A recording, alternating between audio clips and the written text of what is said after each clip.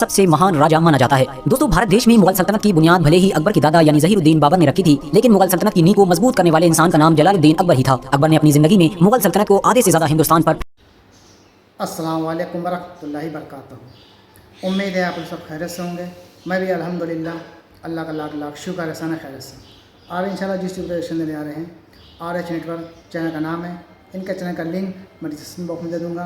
आप लोग channel subscribe करिएगा और मेरी वीडियो को पूरा एंड तक देखिएगा। आज की वीडियो बड़ी इंपॉर्टेंट होने वाली है और बहुत बेहतरीन वीडियो हुई है और बहुत अच्छी वीडियो है। इस वीडियो को अच्छी लगे तो शेयर ज़रूर करिएगा। ये वीडियो अकबर जलालुद्दीन मोहम्मद अकबर के ऊपर पूरी वीडियो हुई है और महाराणा प्रताप, इन दोनों के बीच में एक भयानक युद्ध, एक भयानक जंग हुई थी जो बहुत ख़तरनाक जंग थी। और उस जंग में कौन जीता था, आइए हम लोग जानने की कोशिश करेंगे। क्योंकि तमाम अफवाहें उड़ती हैं कि वो कोई कहता है महाराणा प्रताप जीते थे, कोई कहता है अकबर जीते थे, कोई कहता है कि हिंदू मुसलमान की जंग थी। तो आइए पूरी हकीकत हम लोग जानेंगे कि क्या था अकबर और क्या था महाराणा प्रताप। तो कौन जीता था दोनों में, ये जानेंगे। और ये हिंदू या मुसलमान की जंग थी, ये भी जानेंगे इसी वीडियो के ज़रिए से। और अकबर इतना महान क्यों था, लोग उसके दरबार में आके मन्नतें मांगा करते थे, उसको क्यों इतना महान कहते थे, उसने ऐसा क्या काम किया था, ये सब कुछ जानकारी इस वीडियो के ज़रिए से हम लोग जानने की कोशिश करेंगे। तो बस मेहरबानी करके वीडियो को आप लोग एंड तक ज़रूर देखिएगा। अच्छी लगे तो शेयर भी करिएगा और मेरे चैनल पर नए हो तो सब्सक्राइब करिएगा, लाइक करिएगा और बेल आइकन ज़रूर दबाया करिए और अपने राय कमेंट बॉक्स में भी बताया करिए। तो चलिए बिना देरी की वीडियो स्टार्ट करते हैं, फिर उसके बाद बात करते हैं। दोस्तों, आज की इस वीडियो में बात होगी मुगल सल्तनत के तीसरे सुल्तान यानी जलालुद्दीन अकबर के बारे में। हाँ, उसी अकबर के बारे में कि जिसे मुगल हिस्ट्री का सबसे महान राजा माना जाता है। दोस्तों, भारत देश में मुगल सल्तनत की बुनियाद भले ही अकबर के दादा यानी ज़हीरुद्दीन बाबर ने रखी थी, लेकिन मुगल सल्तनत की नींव को मजबूत करने वाले इंसान का नाम जलालुद्दीन अकबर ही था। अकबर ने अपनी जिंदगी में मुगल सल्तनत को आधे से ज्यादा हिंदुस्तान पर फैला दिया था और अपने मरने से पहले इस काबिल बना दिया था कि उसकी आने वाली कई नस्लों ने उस पर राज किया था। दोस्तों, आज की इस वीडियो में हम जानेंगे कि आखिर अकबर कौन था और आखिर अकबर में ऐसी क्या खास बात थी कि वो अपने दौर में अपनी पूरी सल्तनत के लोगों के लिए देवता बन गया था। लोग उसके दरबार में आके मन्नतें मांगा करते थे, लोग उसके सामने आकर अपने सरों को झुकाया करते थे। यहाँ तक कि वो अपनी सल्तनत में रहने वाले लोगों की नजरों में इतना बाइज्जत और कीमती हो चुका था कि उसने अपना ही एक अलग धर्म बना लिया था। और इन तमाम चीजों की वजह से ही उसका नाम हमेशा हमेशा के लिए अकबर दी ग्रेट पड़ गया था। साथ ही साथ हम जानेंगे कि आखिर हल्दी घाटी के युद्ध में क्या हुआ था, क्योंकि आज भी बहुत से लोग हल्दी घाटी के युद्ध के बारे में बहुत सी अफवाहें फैलाते हैं। कोई कहता है हल्दी घाटी का युद्ध अकबर ने जीता था, तो कोई कहता है महाराणा प्रताप ने जीता था। आज की इस वीडियो में हम आपको उस युद्ध की सच्चाई बताएंगे। वीडियो शुरू करने से पहले बस मेरी आपसे छोटी सी गुजारिश है कि नए आने वाले दोस्त चैनल को सब्सक्राइब करके साथ ही में बेल आइकन को भी प्रेस करें और हमारी हौसला अफजाई के लिए हमेशा की तरह हमारी इस वीडियो को लाइक कर दें, ताकि इसी तरह की नॉलेजेबल और हिस्टोरिकल वीडियोस का ये सिलसिला हम जारी रख सकें। दोस्तों, अकबर की पैदाइश 15 अक्टूबर 1542 को उमरकोट के इलाके में उस वक्त हुई थी जब अकबर के वालिद यानी नसीरुद्दीन हुमायूं शेरशाह सूरी के हाथों अपनी दिल्ली सल्तनत गंवाने के बाद जंगलों में भटक रहे थे। क्योंकि हुमायूं के वालिद उस दौर में जंगलों में भटका करते थे, इसी वजह से अकबर की परवरिश अकबर के चाचा कामरान मिर्जा ने की थी, जो काबुल इलाके के गवर्नर हुआ करते थे। अकबर के बारे में ज्यादातर इतिहासकार ये मानते हैं कि बचपन से ही अकबर बहुत ज़हीन और तेज था, लेकिन अकबर को पढ़ने लिखने का जरा बराबर भी शौक नहीं था। पढ़ाई लिखाई से अकबर हमेशा दूर भागा करता था, लेकिन हुनरमंद इतना था कि उसने 10 साल की छोटी सी उम्र से भी पहले ही तलवारबाजी, नेजाबाजी, घुड़सवारी जैसी चीजें बहुत अच्छी तरह से सीख ली थी। वो छोटी सी उम्र में ही अपने से बड़े बड़े उम्र के लोगों को कुश्ती में चैलेंज किया करता था। और हैरानी की बात तो ये है कि उन बड़े बड़े लोगों को भी अकबर इतनी कम उम्र में हरा भी दिया करता था। आखिरकार 1555 में अकबर के वालिद यानी हुमायूं ने सूरी खानदान से अपनी दिल्ली सल्तनत को दोबारा से छीन लिया था। जिस वक्त हुमायूं ने अपनी सल्तनत को दोबारा हासिल किया, उस वक्त अकबर की उम्र सिर्फ 13 साल थी। ठीक उसके एक साल बाद ही हुमायूं की अपनी लाइब्रेरी की सीढ़ियों से गिरकर मौत हो गई। जिस वक्त हुमायूं की मौत हुई, उस वक्त अकबर की उम्र सिर्फ 14 साल थी। हुमायूं की मौत के बाद मुगल दरबार में रहने वाले लोगों को यह डर सताने लगा था कि कहीं मुगल सल्तनत में बगावत न हो जाए, और यकीनन ये डर सच साबित हुआ। धीरे धीरे जगह जगह से बगावतें उठना शुरू हो गईं।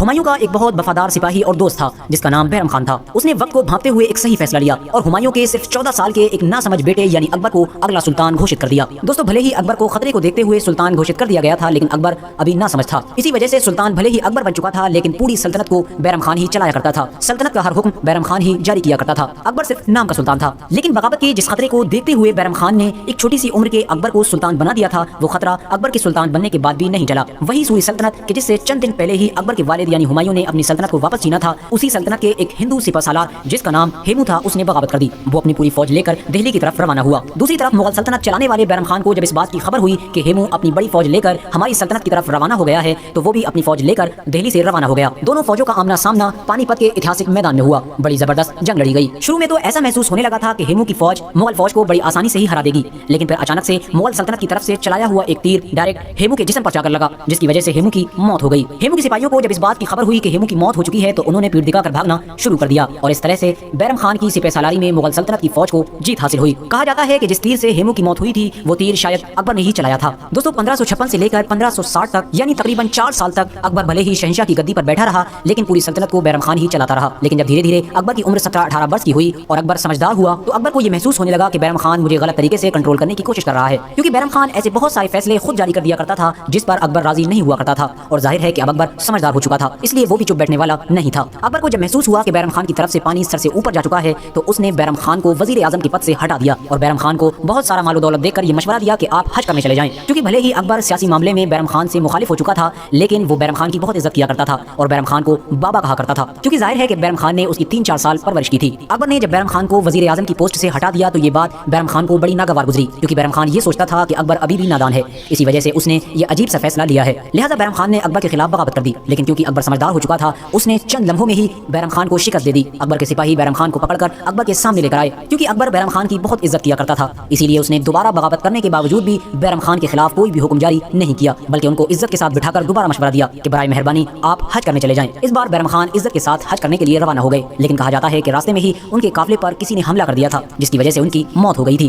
दोस्तों अकबर जितना बहादुर था उससे कहीं ज्यादा होशियार था और यही वजह थी कि वो अपने दुश्मन को मैदान में हराने की बजाय उसे दिमागी तौर पर हराने को ज्यादा तरजीह दिया करता था। उसने हिंदुस्तान के ज्यादातर इलाके अपनी ताकत के जरिए से ही जीत लिए थे, लेकिन जिन इलाकों के बारे में उसे ये महसूस होता था कि वो उनको ताकत के जरिए से नहीं जीत सकता है उन तमाम इलाकों को उसने सियासत के जरिए से जीत लिया था। उसने राजपूतों की एक बेटी जिसका नाम जोधाबाई था उससे शादी कर ली थी, जिसकी वजह से महाराणा प्रताप के अलावा हिंदुस्तान के तमाम राजपूतों ने अकबर की बादशाहत को कबूल कर लिया था। अकबर ने अपने महलों में गैर मुस्लिमों को बहुत बड़े बड़े पद दे रखे थे। उसकी सल्तनत के दौर में उसके महल में बड़ी बड़ी पोस्ट पर हिंदू लोग बैठे हुए थे, यहाँ तक कि अकबर की वो खास टीम जिसे नौरतन के नाम से जाना जाता है, यानी जिसमें 9 वजीर थे, उनमें भी तकरीबन 3 लोग हिंदू थे, जिनमें से एक का नाम बीरबल, एक का नाम मानसिंह और एक का नाम राजा टोडरमल था। कहा जाता है कि अकबर कोई भी बड़ा कदम उठाने से पहले अपनी टीम के इन्हीं 9 लोगों से मशवरा लिया करता था और ये 9 लोग भी हमेशा ही अकबर के साथ जुड़े रहते थे। बैरम खान की मौत के बाद जब अकबर सल्तनत चलाने के लिए पूरी तरह से आजाद हुआ तो उसे ये महसूस हुआ कि मुगल दरबार में इस्लामी आलिमों का बड़ा अच्छा बोलबाला है, यानी हर हुक्म इस्लामी आलिमों की मर्जी के बाद ही जारी किया जाता है। इस बात से अकबर को थोड़ी चिढ़ महसूस होने लगी थी, जिसकी वजह से उसने एक हुक्मनामा जारी किया जिसमें यह ऐलान किया गया था कि आज से ही हमेशा के लिए अकबर का हुक्म इस्लाम के बड़े से बड़े आलिम के हुक्म से बड़ा माना जाएगा। इस हुक्म के जारी होने के बाद अकबर सियासी फैसलों के साथ साथ मजहबी फैसले भी खुद करने लगा था और जाहिर है वो कोई आलिम दीन तो था नहीं,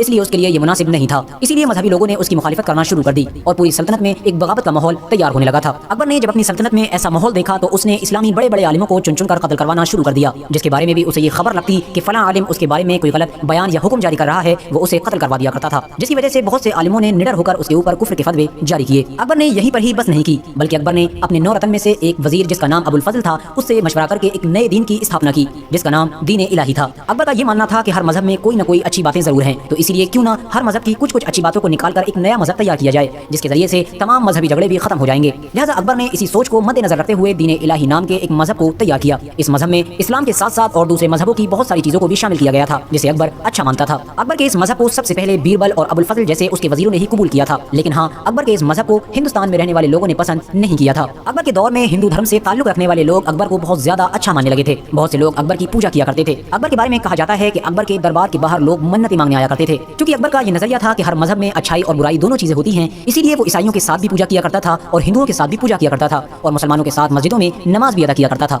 दोस्तों अब अगर बात की जाए हल्दी घाटी की जंग के बारे में कि आखिर हल्दी घाटी की जंग जीता कौन था, महाराणा प्रताप या फिर अकबर। दोस्तों जैसा कि मैंने आपको शुरू में ही बताया था कि महाराणा प्रताप के अलावा हिंदुस्तान के तमाम राजपूतों ने अकबर की बहादुरी और होशियारी को देखकर अकबर की बादशाहत को कबूल कर लिया था, लेकिन महाराणा प्रताप एक ऐसे राजा थे जो आखिर तक अकबर को बादशाह मानने के लिए तैयार नहीं थे। भले ही महाराणा प्रताप अकबर के खिलाफ कामयाब नहीं हो पाए, लेकिन वो अपनी आखिरी जिंदगी तक अकबर के खिलाफ लड़ते रहे, जिससे यकीनन उनकी बहादुरी साबित होती है। दोस्तों आज बहुत से लोग हल्दी घाटी के उस युद्ध को हिंदू वर्सेस मुस्लिम के तौर पर देखते हैं, लेकिन सच्चाई इसके बिल्कुल उलट है। आपको जानकर शायद थोड़ी हैरानी हो कि जिस वक्त महाराणा प्रताप की मुगलों से जंग हुई थी उस वक्त मुगल फौज में अकबर खुद मौजूद नहीं था, बल्कि अकबर की फौज को उस वक्त अकबर के 9 खास वजीरों में से एक वजीर जिसका नाम मानसिंह था वो लीड कर रहा था, जो मजहबी एतबार से एक हिंदू था। इस बात से ये बात तो क्लियर हो जाती है कि इस जंग में दोनों फौजों के कमांडर हिंदू ही थे, जिससे मुस्लिम वर्सेस हिंदू का सवाल तो पैदा ही नहीं होता। और दूसरी हैरानी की बात यह है कि जहां एक तरफ इस जंग में मुगलों की आर्मी में बहुत सारे हिंदू मौजूद थे जो महाराणा प्रताप के खिलाफ लड़ रहे थे, तो वहीं दूसरी तरफ महाराणा प्रताप की आर्मी में भी कुछ मुस्लिम मौजूद थे। बल्कि महाराणा प्रताप की फौज में तो हकीम खान सूर जैसे बड़े बड़े मुस्लिम सरदार भी मौजूद थे, जो इस बात को साबित करते हैं कि ये लड़ाई हिंदू वर्सेस मुस्लिम की नहीं थी। लेकिन हाँ अगर बात की जाए इस लड़ाई के नतीजे के बारे में तो ये लड़ाई मानसिंह यानी मुगल फौज ने जीत ली थी और महाराणा प्रताप की इस जंग में हार हुई थी। और इस हार के साथ ही मुगलों के रास्ते की सबसे बड़ी रुकावट यानी महाराणा महाराणा प्रताप भी हट चुका था। दोस्तों फिलहाल आज की अपनी वीडियो को हम यहीं पर ख़त्म करते हैं। तो दोस्तों ये था हमारा रिएक्शन जो हमने देखा, और ये सारी सच्चाई, सारी हकीकत सामने आ गई है कि एक तरफ अकबर बादशाह था, दूसरी तरफ महाराणा प्रताप। अकबर बादशाह की फ़ौज में उस टाइम अकबर बादशाह खुद मौजूद नहीं थे, उनका जो मेन आदमी था वो एक हिंदू था, उनके सिपाही भी कुछ हिंदू थे, और उधर महाराणा प्रताप वो और उनके बड़े बड़े सरदार मुसलमान थे, और उनके कुछ फ़ौज वाले भी यानी कि सिपाही भी मुसलमान थे। तो इससे ये साबित होता है कि वो लड़ाई जो हुई थी वो दो बादशाहों के बीच में थी, हिंदू मुसलमान की नहीं थी लड़ाई, वो बादशाहों का आपस का मामला था, और ये जंग अकबर बादशाह जीत गए थे, यानी कि महाराणा प्रताप हार गए थे। लेकिन वो बड़ी बहादुरी से लड़े और आखिरी दम तक, जब तक वो रहे ज़िंदा, लड़ते रहे। तो ये था हमारा रिएक्शन, ये थी हमारी वीडियो, और अफवाह और मत जाया करिए, ओरिजिनल हिस्ट्री जानने की कोशिश किया करिए, क्योंकि अफवाहें तो तमाम उड़ती रहती हैं। तो उम्मीद है ये वीडियो आप लोगों को अच्छी लगी होगी। वीडियो अच्छी लगी हो तो इसको शेयर करिएगा, लाइक करिएगा, सब्सक्राइब करिएगा, और फिर मिलेंगे इंशाअल्लाह नेक्स्ट वीडियो में। तब तक के लिए अस्सलाम वालेकुम व रहमतुल्लाहि व बरकातहू।